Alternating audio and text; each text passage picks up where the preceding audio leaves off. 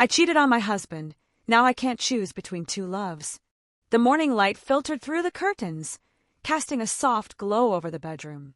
Emma lay still, listening to the rhythmic sound of James's breathing beside her. He was already awake, she could tell, but he hadn't turned to her, hadn't reached for her hand like he used to. Instead, he was scrolling through emails on his phone, the blue light illuminating his tired face. This was their routine now. Wake up, exist side by side, move through the day like two planets orbiting the same sun but never quite touching. Emma sighed and slipped out of bed, padding quietly to the kitchen. The house was quiet, save for the hum of the refrigerator and the distant chirping of birds outside. She poured herself a cup of coffee and leaned against the counter, staring out the window at the backyard. The garden was overgrown, the flowers she had planted last spring now choked by weeds.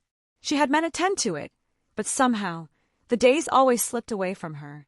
James appeared in the doorway, already dressed for work. His tie was slightly askew, and his hair was still damp from the shower. He gave her a quick smile, the kind that didn't quite reach his eyes. "Morning," he said, grabbing his briefcase from the table.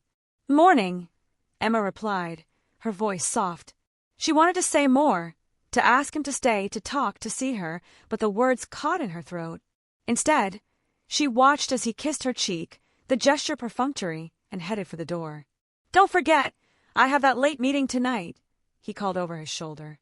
"I won't," Emma said, though she wasn't sure he heard her.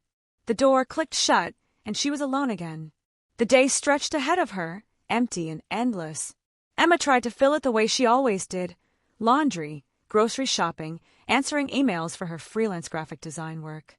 But no matter how busy she kept herself, the loneliness always crept in. It was a quiet ache, a hollow space in her chest that nothing seemed to fill.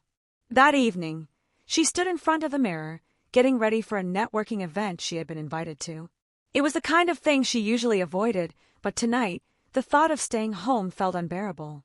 She slipped into a dress she hadn't worn in years, the fabric hugging her curves in a way that made her feel almost beautiful. For a moment, she hesitated, wondering if James would notice.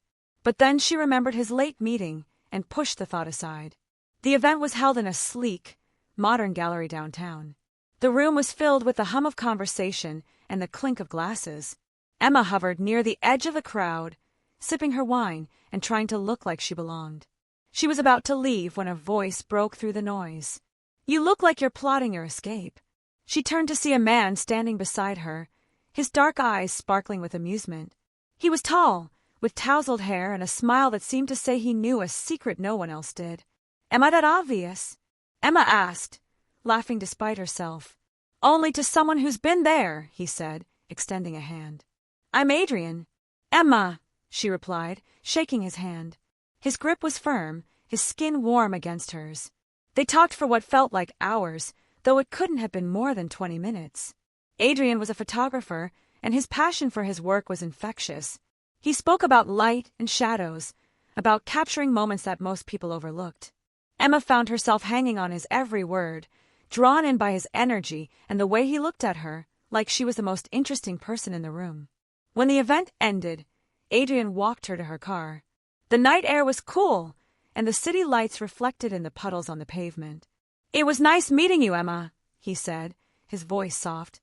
"You too," she replied, her heart beating a little faster than usual. He hesitated, as if he wanted to say more, but then he simply smiled and stepped back. "Take care."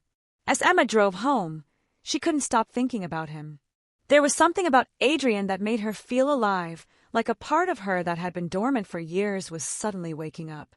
When she walked into the house, James was already asleep, his glasses still perched on his nose, and a stack of papers scattered across the bed.